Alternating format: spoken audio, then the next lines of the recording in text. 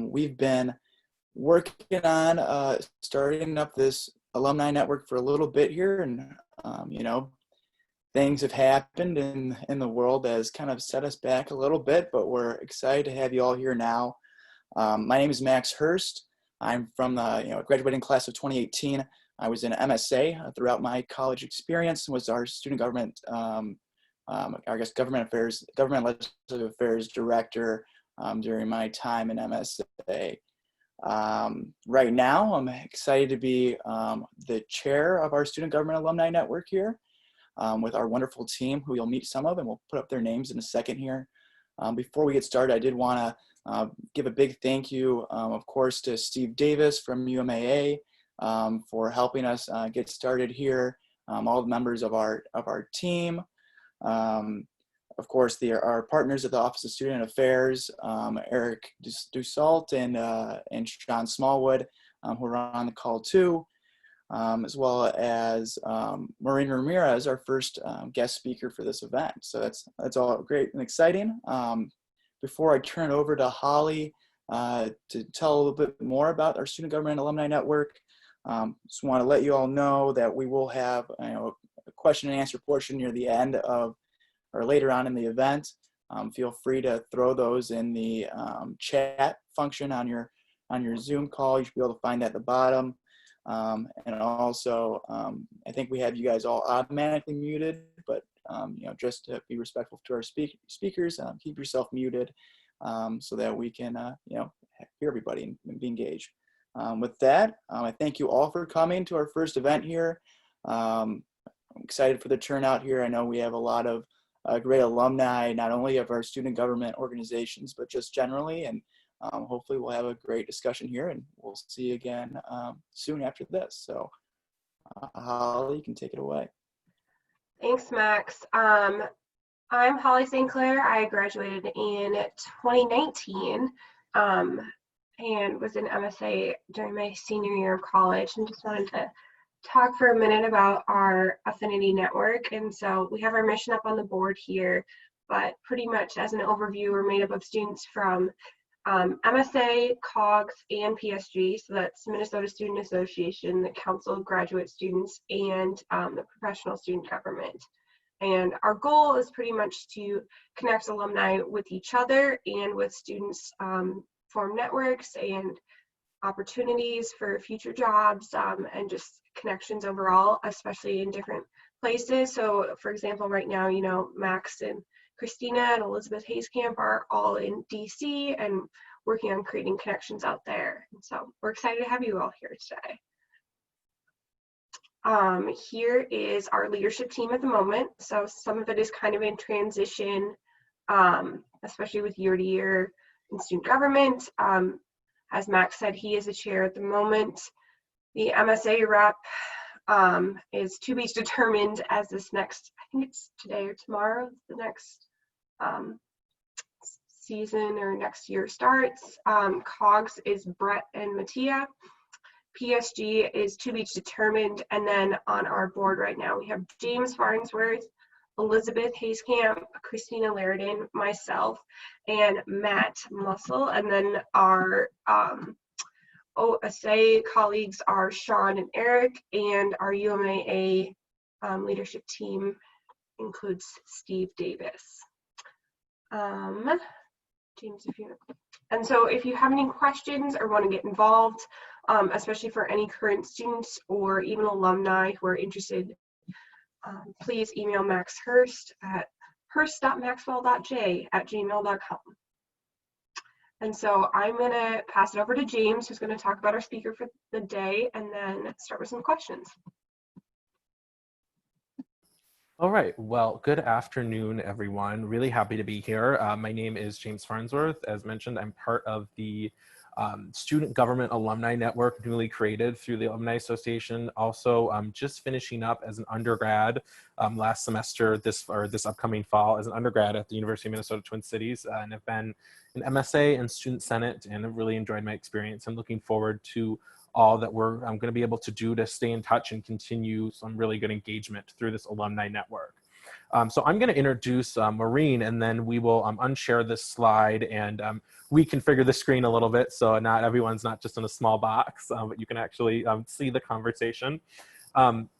But I'm going to read a little bit more extensive introduction as to what's listed here. Here's some really simple bullet points on your screen.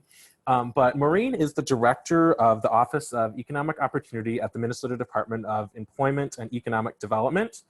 She holds an MBA from the Carlson School of Management and a master's in Advocacy and Political Leadership from the University of Minnesota-Duluth. While earning her degree on the Duluth campus, Maureen was elected to the Board of Regents, the University of Minnesota Board of Regents, of course, in 2007, excuse me. She is the first Latina, first Duluth student, and first non-traditional student to serve on the Board of Regents. During her term, the board approved the light rail, they hired President Kaler, and they weathered the Great Recession.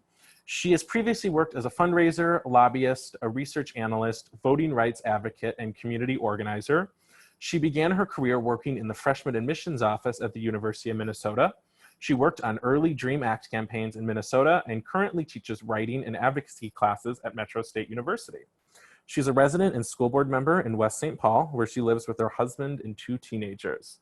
So as you can see, Maureen has quite a resume and quite a list of accomplishments. And specifically, I think some of her professional work is really relevant to not only our Student Government Alumni Network in general, but kind of the day or the era that we're in today in the world. So we're really, really looking forward to having Maureen here with us. And I will unshare these slides. And then if you want to put yourself in speaker view for Zoom, that would probably be the best way to view this. And Maureen, really excited to have you here. And if you just want to start by kind of introducing yourself and giving any introductory remarks you want to make, and then Maureen and I will have a little bit of a conversation about not only her time as a Regent, but some of the work that she's doing at Deed, which I think is, I would assume, but we'll hear from Maureen, extremely relevant to things that are happening out in the community today. So welcome, we're really happy to have you with us today. Oh, thank you, James, and hello, everyone. Thank you for the invitation. If you think it's awkward for people to read your bio while you're standing in front of them in a room, it's like more awkward when you're just looking at your computer. Thank you for doing it. I'll add 2 things, which is 1, writing it down made me feel really old. And 2, so I would have started at the university. I got my first job there in 2001. So it's been almost 20 years. For a long time, I said that the university was the longest relationship I had in my adult life, which is sort of a commentary on the relationships in my life. But now my oldest is 16, and I was at the university for 13 years. So now my children are older, and my real adult relationship can be with a human, so that's better for me. That's the first thing. The second thing is, although I've done that many things, is sort of a reflection of me not staying at any one particular job for too long. So that could also be something that we talk about. So thank you. Awesome, really happy to have you join us today. So let's start back a little bit, back in the University of Minnesota days, which I get really isn't necessarily, separate, and everyone's relationship with the university continues to an extent. But talking about, before you became a regent, and maybe a little bit about why you decided to become a regent. My understanding is that you were working in the you were working at admissions, and you were doing a lot of great work there. And I know you and I have actually talked about this story, in the past, but why don't you tell everyone kind of what work you were doing on campus and what inspired you to really join the highest level of governance at the university and be engaged at that level? Sure, yeah. So I started at the U, like I said, in 2001. I got hired to be a freshman admissions counselor. I got hired to do what they were calling Hispanic student recruitment, and I was calling Latino community outreach because I liked all of those words better. I started that job in 2001. It was after 9/11 already, but and so why did I join so I started my job there. I will also add that who I met when I worked in the admissions office there is our Lieutenant Governor, Peggy Flanagan. Peggy had a job recruiting Native students, and I had a job recruiting Latino students, and that is where I first met her. I had that job for about 4 years in the admissions office. I also worked with transfer students. And then so this was the time at the university. So we're gonna just have a little history lesson about when the university had general college, which was sort of an entry point for lesser academically prepared students. That often meant students of color, like an entry point into the university. They spent 2 years in general college and then transferred into another college. I think general college had been started in the 1930s, sort of again as an entry point onto a land-grant campus for students. If you know, St. Thomas started a college like this kind of recently. And anyway, it must have been in 2006, the Board of Regents took a vote to close that college. They also closed the College of Natural Resources and the College of Human Ecology and reconfigured all that stuff into CFANs that you have now. And a couple other things, like went away and changed it with strategic positioning, because the University of Minnesota was going to be one of the top 3 research universities in the world. And obviously to do that, they needed to close access points for students of color. That was a little bit of the reasoning. And that made very many people on campus angry. It made people upset. They organized, they sat in the president's office, they did all those things. It had been tried a few times before to close the general college, but it had never worked because there was enough support to keep it there.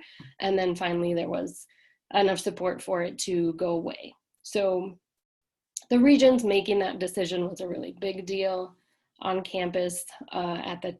I was then working in the general college after I worked at admissions, worked in the TRIO programs. So the McNair program that helps students going into graduate school. And I saw that the Board of Regents made this decision that pretty much eliminated some ways into the university for students that I was working with. And I thought that people on the board, like, they didn't know the families I was working with. They didn't know what these students' lives were like. They just didn't know a lot of that stuff, because you can kind of think of the board as being, you know, pretty much older, whiter, richer, and, you know, not a woman, right? More men than me. And so I just thought, like, they don't have the background I have. They don't know the same people that I know. So that's how they could make this decision. And maybe we need different people there. If I was there, I would make a different decision. So maybe I can get there. I'll just add that my bosses who I worked for in the TRIO programs, Sharon and Bruce Shelsky, who have since retired, was really their idea. They dropped by my office and said, hey, there's this, you know, there's a position on the Regents for a student. You would be eligible for it. We think you should run. And before that, I hadn't thought about it. Did you participate in any kind of, like, at UMD or anything like that, in any kind of student government work before that? No, I didn't. I didn't participate in student government as an undergrad either. I'm sorry. I always teased my roommate who did. She was a parliamentarian. So obviously, I went to Marquette University as my undergrad. I would have graduated there in 1999. Didn't do anything political. I was an English and Spanish major there. And it was really when I moved back home, started working at the university, started meeting students, starting getting involved in DREAM Act campaigns, that I thought, oh, it really matters who gets to make the rules, and it really matters who's in charge. And, like, there must be a way I can learn more how to do that. So that's how I got into my graduate program at Duluth. And then was like, oh yeah, if there's a spot for a student and I'm a student, then I should be eligible to go do that. And so, so then I went and did it. A couple things. One, as a recovering student government parliamentarian, I very much appreciated that remark. And then two, just because we have obviously a lot of student government people on this call. I know you had mentioned to me at one point in the past that after you joined the board, you received a fax machine at home to receive all of your materials or communications from the board office. And I don't know if you have any kind of behind the scenes or a day in the life, things to add like that a bunch of student government nerds might appreciate? Well, yeah, if we want to talk about the olden days, yeah. So it was 2007. I got elected to the Board of Regents. So we're sitting up in the gallery of the House, and the House and Senate take the vote, and then one of the staff from the Board of Regents walks over and, of course, is like, all right, now, like, what should we use for your email? What's your address? Who schedules you? And I was like, oh, that'll be me. Like, I was 30, which is going to sound old to you, but was like, I was literally the age of the children of the next youngest board member, because his daughter's my age. We went to high school together. So he was the next youngest on the board. The board was much older when I was there. It's actually a little bit younger now. And then did I have a fax machine? And I was like, it's 2007, which, like, even I'll just tell you all, if you don't know, people didn't use fax machines in 2007. And so they bought me a fax machine, and they bought a phone line specifically to go to my house for that fax machine, so that every morning they could fax me the press clips of the day. So whatever showed up in the newspaper, it was someone's job to gather that and send it out to all of the regents. And I was like, you think I'm gonna be at the same place every morning at the same time to, like, pick up a piece of paper and look at it? And that's how they were doing it. They were not doing it by email. It was right when I left. So I was on the board 07 to 13. And I think the transition where the board went to iPads was that year, the 13 to 14. So then they started doing all their board meetings on the iPad.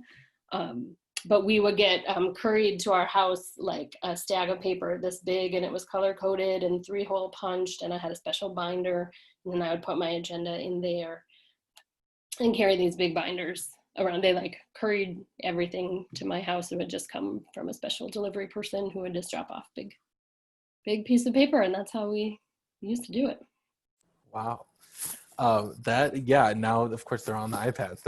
I didn't realize the transition was that late either. That's really interesting. That was, again, as I said, the board was much older than me, and even than it is now. And one of the things since this pandemic has started that, number one, always a believer in having young people on boards, but especially right now, your board needs to know how to do a Zoom meeting, and, like, people need to be able to get online and do this. And I don't know if you watched any of the early Regent meetings when they transitioned to go on to here. I don't know, but I am sure they sent people to people's houses to set that sort of thing up, because it's harder if you're not used to doing it. And so it's another good reason to have a young person on your board, so you can get a quorum established in an online meeting.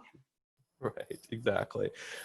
During your time as a regent, I know I mentioned a few things, obviously significant things that happened during your tenure at the beginning, but what was, like, either it's those or other things, like, what were, like, 1 or 2 things that really stuck out to you, that either the university was doing or that felt really meaningful to be a part of? Well, the light rail was a really big deal. People would ask me, like, what have you learned, or what surprised you about the board?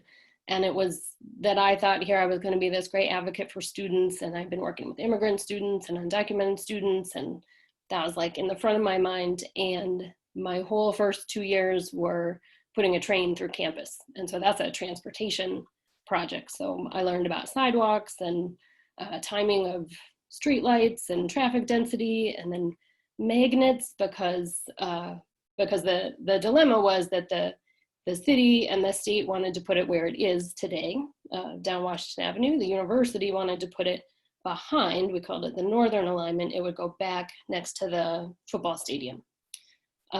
So the university just dug their heels in, threatened to sue, maybe did sue or didn't sue, like, was just always in mediation with the Met Council, and just fully dug into this fact that we could not put the train on Washington Avenue, or if we did put it on Washington Avenue, it needed to be in a tunnel. And this is because there were giant magnets in that molecular cellular, I think in the MCB building. And those magnets couldn't be jostled. And if a train went by, they would jostle those magnets. and that was like the university's position for a very, very long time, until I don't even know how or what. And then the impasse was broken. I mean, mostly like nobody has any money to build a tunnel underneath Washington Avenue. And the ridership projections of going back and behind, not running through the middle of campus, were not as good. So transportation, the light rail, we ended up doing there's a floating slab that you have no idea about when you ride on the light rail, but from probably where the traffic ends on Washington until you get to the bridge, there's like super special things underneath the light rail train that help stabilize it so they don't wiggle those magnets. But then also I think those magnets were moved over into that biotech,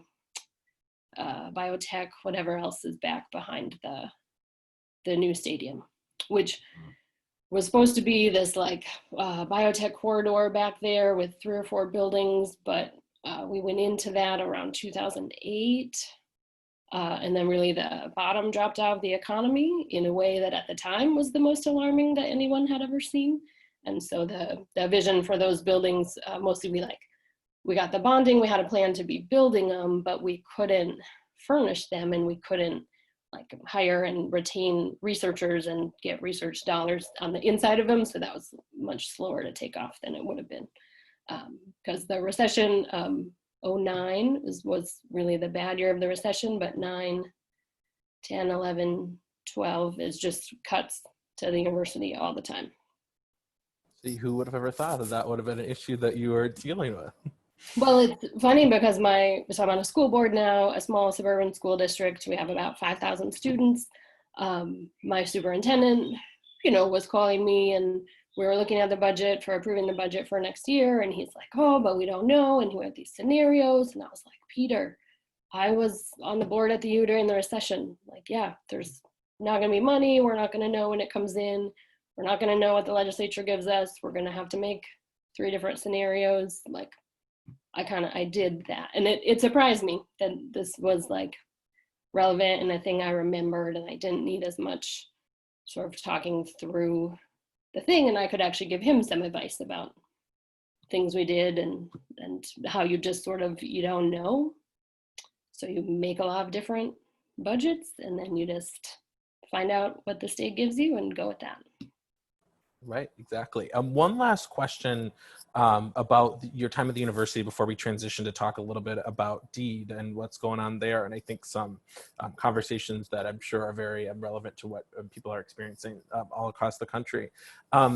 Because we have a lot of, or we have a significant amount of current student government students here on the call, do you have any reflections or any tips or word of advice from your time as a regent working with student advocates on campus, and what was successful to you, or how you thought that engagement between student advocates and student government and regents on campus was the most successful?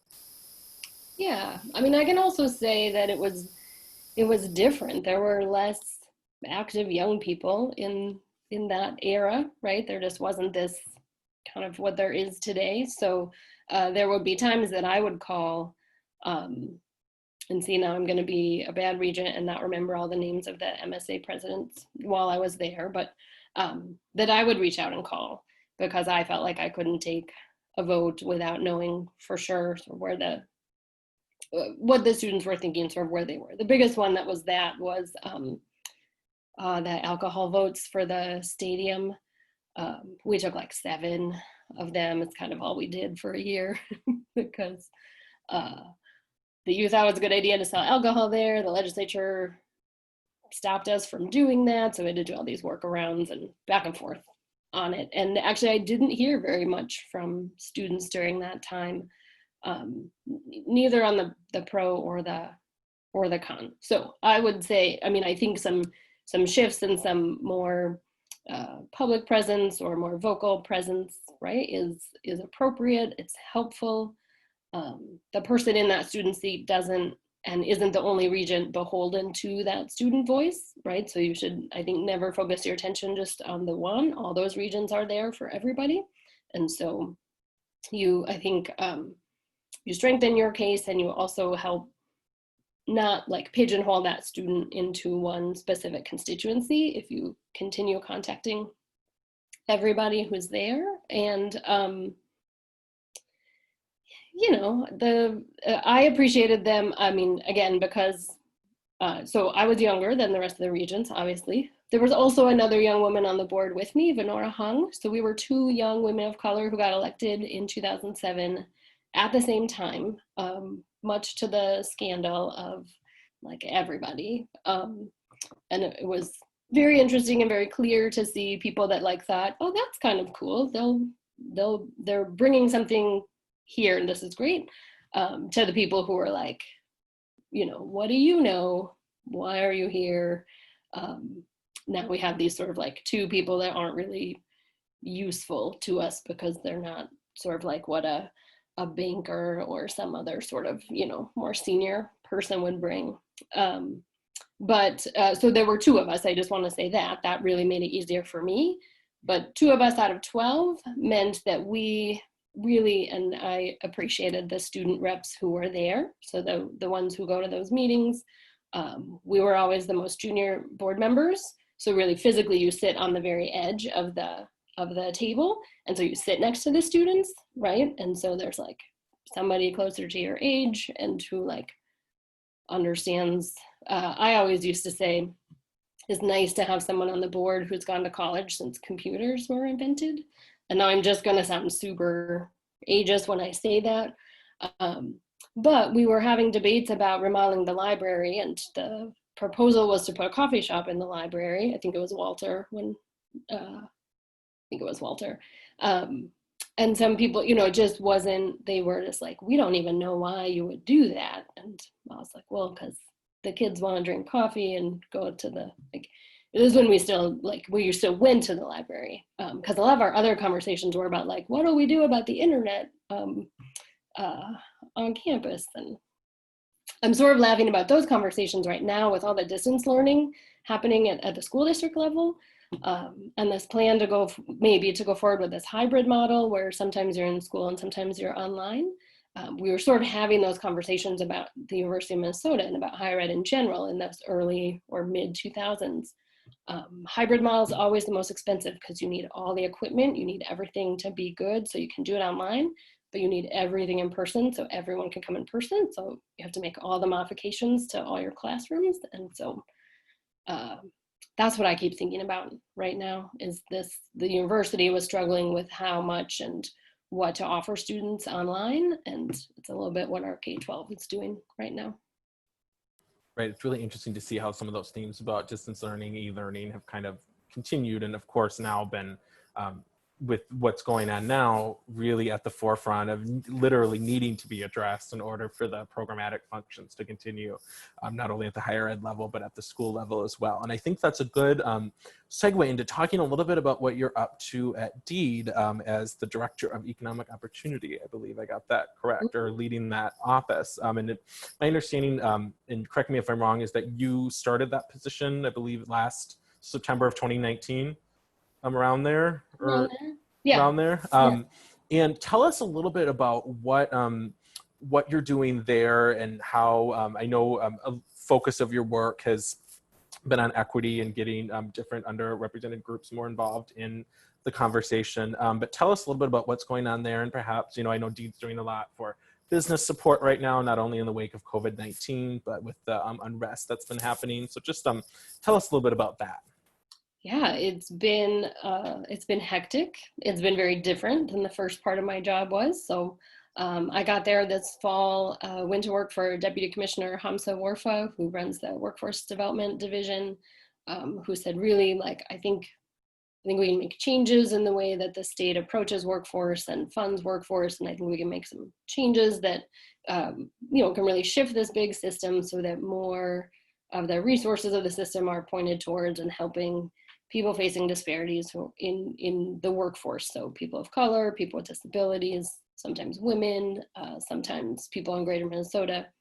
And he was a very convincing, to me, you should come work for the state and I think we can do this. And it was appealing to me to be, you know, on the inside of a big system. If you can make some changes inside there, that's a big shift and different than being the advocate or the lobbyist or the person outside asking for it, right? So sometimes when you get people on the inside who can make different decisions, then that's one way that you change a huge institution, a big system. You know, to be honest, I was off to like what we'll call a slow start because I was learning the agency. The agency was setting some internal equity goals for itself that they wanted some help and direction on, which is like a good thing to say and do, but hard in practice. I don't know how many of you have sat through like, now let's have this work team talk about equity when people are at many different points on the continuum and understanding and feeling any of their own responsibility or urgency in the situation. So I was doing a lot of that kind of meetings in the agency up until March, and then, you know, we all got sent home, the businesses got shut down, and hundreds of thousands of people applied for unemployment insurance, and the unemployment insurance team at Deed, you know, was the size that it's kind of always been in an economy that had something like, what, 3% unemployment? And so I really took on an outreach role for the unemployment insurance, specifically around unemployment insurance, to make sure people were getting that information and to make sure that people of color were getting that information.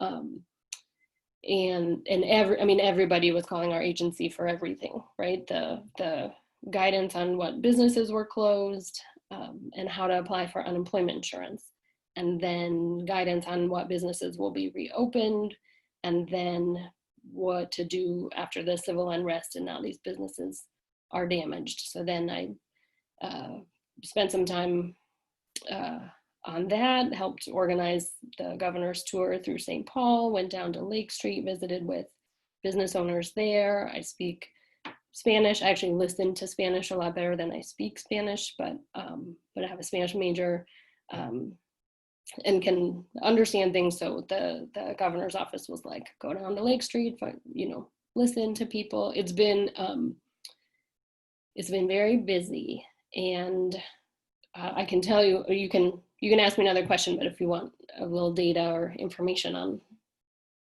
our economy. That's actually a perfect segue. That would be great. And then we'll leave some time for questions at the end. Yeah.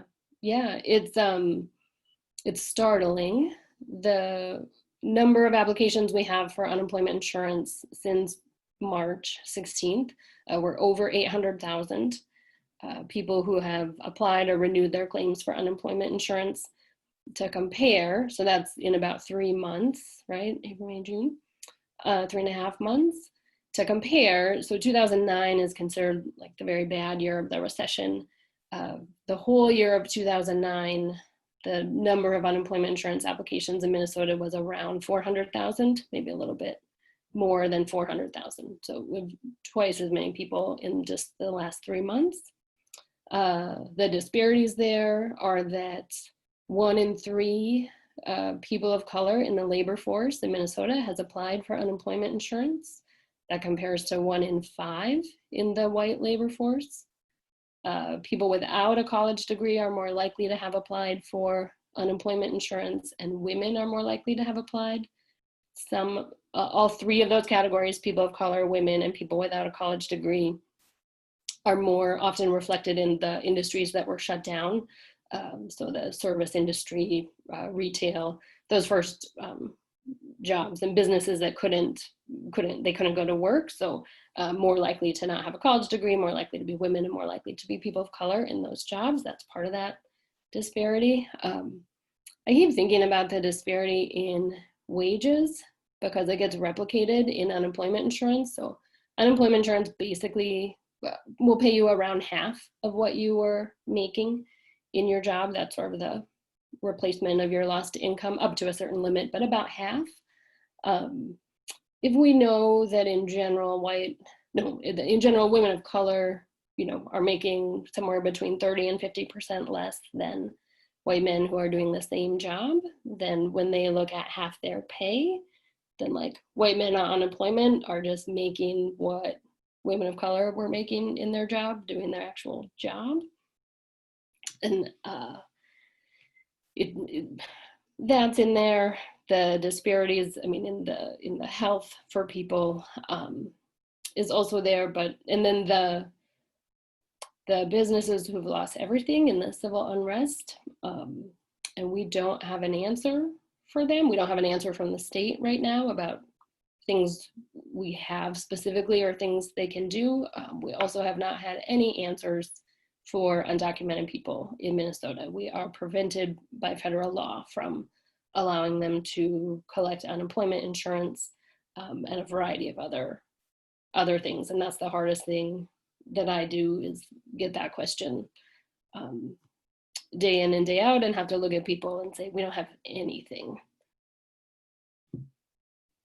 Thank you for sharing that data. I think it's much more stark, well, at least than I realized, but I bet I can speak to, for many different people, the disparities from different people in terms of accessing that support, and just really appreciate all the work that you're doing kind of on the front lines there, not only helping businesses, but helping individuals that just really need help right now, and people really need resources and people to be able to support them. And I know this is a long-term thing. It's certainly not going to be a, just getting unemployment, short term, going back to work. I'm thinking about this as a long-term thing. So I think with that, I'm happy to open it up to some questions. If people want to put their questions in the chat, otherwise just feel free to use the raise hand feature on Zoom. And I know we have some current, a lot of people, either affiliated with Board of Regents, current R2Rs, a lot of student government people here, and a lot of other people here too. So I bet we'll have some interesting questions. Elizabeth, if you want to go ahead and unmute yourself. I will. So Elizabeth Hayescamp, alumni 2017, served in MSA, now I'm in DC. I was curious, Maureen, if you could speak a little bit about being, the youngest in the room in the Regent meetings, where there's probably a lot of pressure to go with what the older, more experienced folks are saying, and why that's such an important piece to have in these conversations, especially when you're probably more willing to reach out to current student government when you were a regent. If you could talk a little bit about what you thought your best lessons were learned and practices were. Yeah, thank you for that question. I think what we're lucky about at the University of Minnesota is that the position on the board that's designated for a student is a full seat for a full 6 years. It's a full term. I got to go to a couple of the conferences that happened for boards of trustees, and there were many other young people at those conferences who were the student regent on their boards, but they functioned much more like the representatives to the Board of Regents, not a full seat. They had rotating 1 or 2 year positions. They asked me, like, do you get invited to the confidential meetings? And I was like, yes, I do. And I was like, you don't? So how are you a board member, right? Like, if they don't invite you to the attorney-client privilege sort of things that the full board is invited to, then you're not a full member of the board. So we're very lucky that we have a full 6 years, because I think it takes a while to learn what's happening up at that level, and it takes a while to develop relationships. It takes a while to develop relationships with people who are different from you. And I felt very much like many of them moved in the same social circles, so they might see each other, I don't know where, out at dinner, or live in the same condo building or stuff. And like, I didn't run into people very often if I wasn't at a regent function. So so the 6 years is really important, and made my strategy of like learning the issues, being able to ask the questions and present my opinion, right? Like, I got time to build up to that, to be really effective at that by the end, or be more effective by that at the end.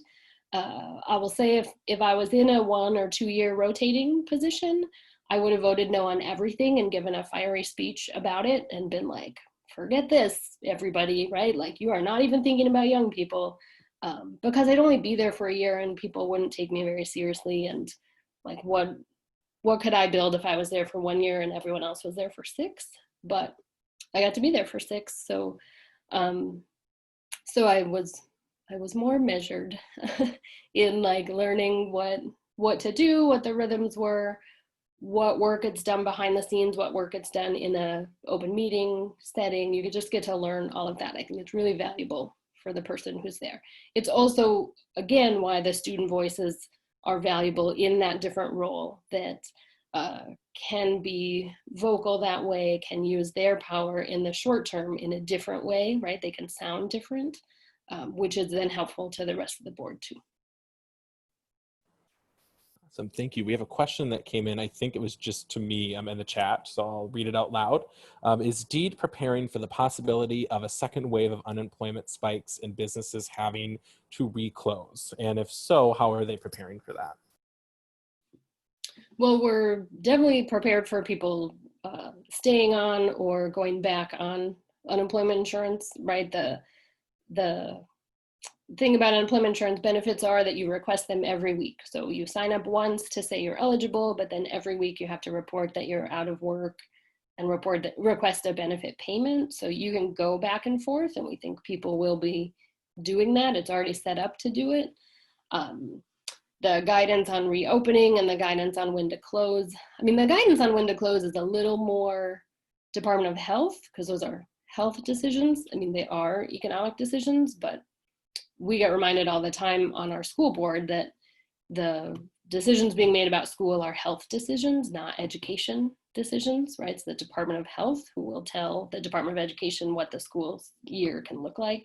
It's a little bit the same for the economy. So yes, on the economic development side and the commissioner, he's on a host of different working groups with local CEOs, with small businesses, with chambers of commerce, industry groups, like hearing about what's happening to them, hearing about what they're asking for, and then getting their advice on reopening. You know, all the businesses have to have a preparedness plan.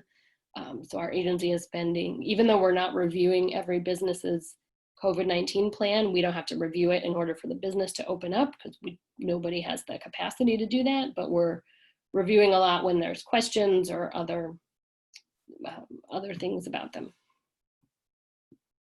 Awesome, thank you. It looks like, let's see, does anyone have any other questions? Feel free to use the raise hand feature and go ahead and unmute yourself. I'll double check the chat as we pause for just a second. I also see Regent Unger is joining us. I can't remember, first or second?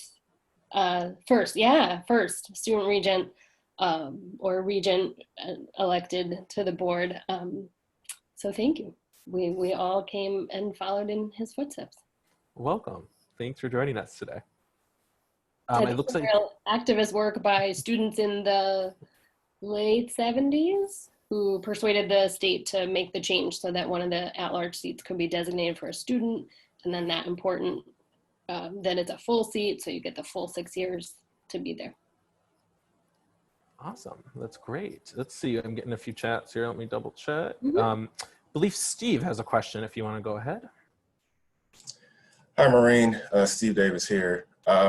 Question for you. Given your experience on the Board of Regents, with the different dynamic, being a youngest, also person of color, and also your experience with DEED, I'm curious as to your opinion in regards to how do we diversify more of the Regents Board, being that now that we're in situations where there are a lot of different things coming forward to the Board of Regents about equity and diversity, and really thinking about our power structures in general. What is your opinion in regards to how do we, diversify that? Thank you for the question. Oh, you guys, those naming conversations that were happening, that was rough to watch that, those lines of questioning and approaches that some board members were taking and continue to have. So 2 steps to the recruitment process for the Board of Regents is, 1, finding people that know who the regents are and why their decisions are important. I knew that because I was an employee on campus. I read the Minnesota Daily every day. Otherwise, I wouldn't have any idea, right? So it's this little kind of obscure, kind of in the background thing. So to find people interested in it. And then those people generally need to get through RCAC, the Regent Candidate Advisory Council. There are strategies to get around it, but you watched what happened last time through, where the 2 regents of color, Peggy Lucas and Abdul Omari, did not get, Regent Omari did not get did not get recommended by RCAC. So a Black man doing the job did not get recommended for the job by a committee whose job is to pick people for that job. Like, literally thought he was not qualified to do it. That infuriates me. And I worked and helped and tried to do what I could so that he still had a pathway to get there. And sitting in that balcony, listening to that vote being taken was really, really quite something. And so which brings me to the legislature, which means, so we have to change people in RCAC, and we have to change people at the legislature, because those are the pathways into the Board of Regents. And there's no way around, at least the legislature. There are ways around RCAC. And the legislature who did it were the 7 old guys from the Democrats in the Senate who voted for a Republican woman and were very proud of themselves for voting for a woman, but couldn't bring themselves to vote for a Black man. And many of them have been primaried or are in the process of being primaried, and I 100% support that. I was very, very proud of the POCI caucus in the House. They really held firm. They really did their job. Legislature doesn't, the Democrats in the legislature don't take regent elections. I don't know, they've given away quite a bit and let Republicans outmaneuver them. And even when they would like barely have the numerical majority, have let them do much more of the selecting, which has led to a much whiter, much older board. So people who are interested, Steve, I'll talk to anyone who thinks they might want to do it. Sean was mentioning, Sean had to leave, but Regent Mari and I did a session with them last year just for students, but I'm of course also interested in talking to anyone who's interested. I also was like thinking a little bit about running again last time because Democrats had a numerical majority and my district seat was up. I had a meeting with 1 or 2 people from RCAC and also had someone tell me that I didn't have strong governance experience and I should really consider that in being a candidate. And I was like, wasn't I on this board for 6 years already? Isn't that strong governance experience? And what do you think he meant? Do you think he meant I didn't have strong governance experience? Or do you think like, not old enough, don't look like I belong there? Like, what? Wow, that's something. Wow. Up next, we have time for a few more questions and want to be respectful of everyone's time. Let's go to Nikhil next, who has his hand up. Maureen, thank you so much for being here. I just have a question on how did you apply the skill set you developed in student advocacy to finding a job that you're satisfied in? And do you have any tips for new grads at this time, especially during this? Thank you, Nikhil, for the question. One of the skills from the Board of Regents that I learned was like how to ask questions to get people to answer them, how to not get bogged down in the details, but ask like big picture question and forward-looking questions and strategic questions. Those are all skills that are useful for campaigns, for planning, for whatever conversation you're having with your boss, but like also asking the question so your boss doesn't feel intimidated because you know more information than they do, or like that's maybe a whole thing the women and I could have a conversation about. Or maybe you don't have to do that right now anymore because the world is a little different, which I also hope. Finding jobs I've been satisfied with, it's hard in the advocacy world and the political world. It's hard because of the election cycle, right? And jobs are often on a short-term basis. Issues and what's hot for a minute are often on a short-term basis. So some of those things are reasons why. I mean, I was in my 40s before I stayed at a job for longer than 2 years, which is again why it's so, it's like very different for me to have had a full, I ended up having 13 years at the university. So jobs that I'm satisfied with is a hard is a hard answer because I get kind of bored and I go do something else rather quickly. Now I think, right, advocacy means good communication, good writing, good strategy. You can do those in lots of different kinds of jobs. That's one of the wide open parts that's nice about it.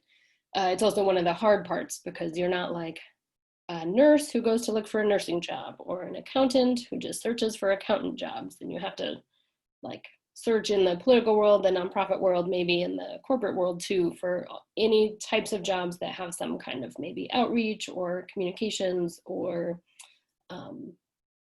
planning. Most of my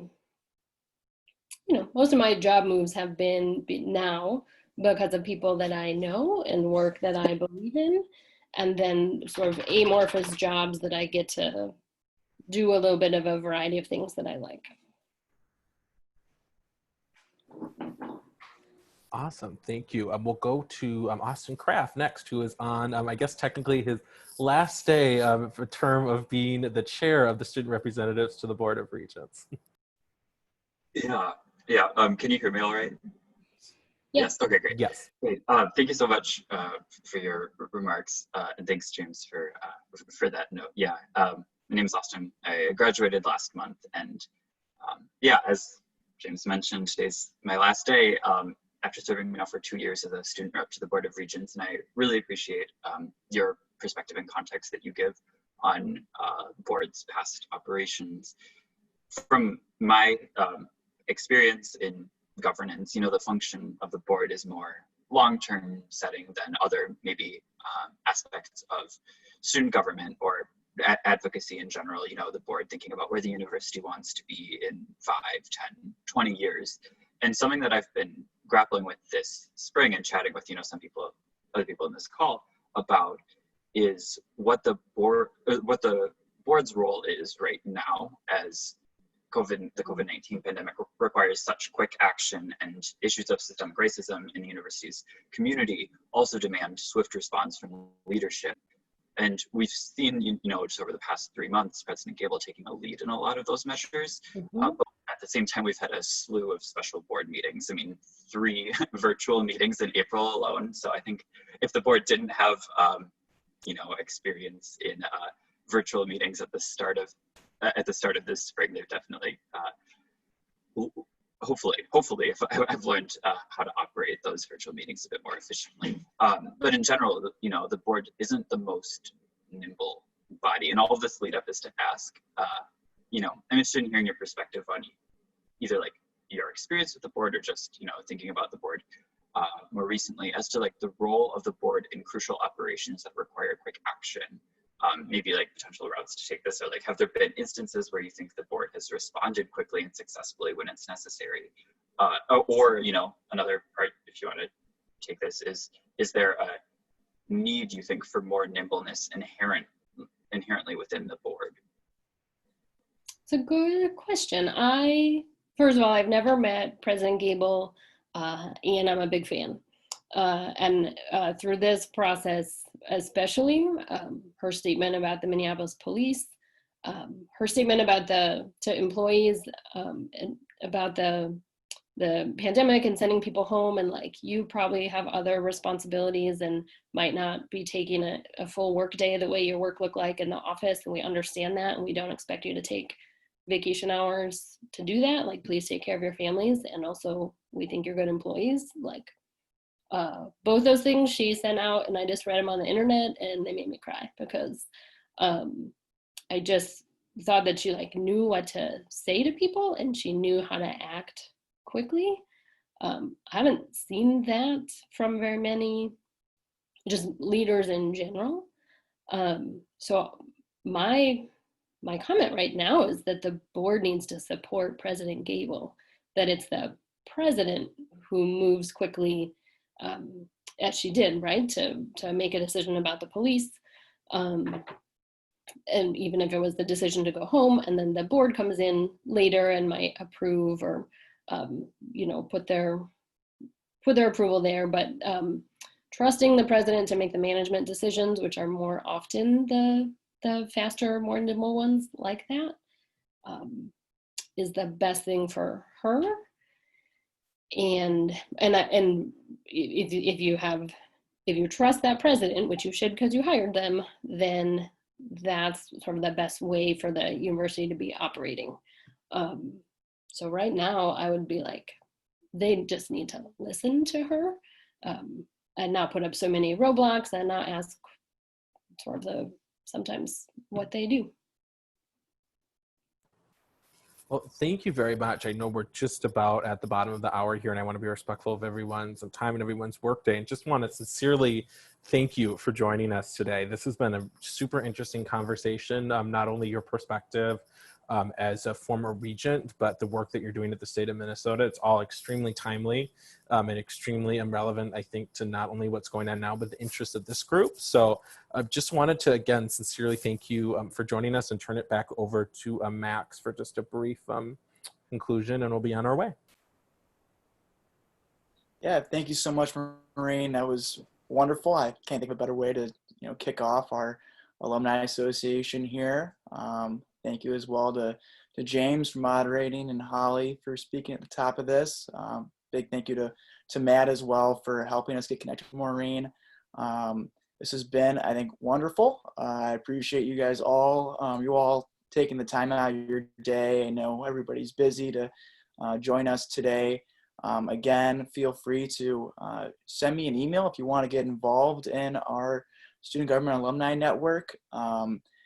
We're looking for actually a new board member right now, as well as people to just get involved as we kind of build this up and make it into something we can all be proud of, and be able to connect with students and other former student leaders, and with the university generally. So I appreciate you all taking the time today, and again, thank you to our guest speaker, Maureen.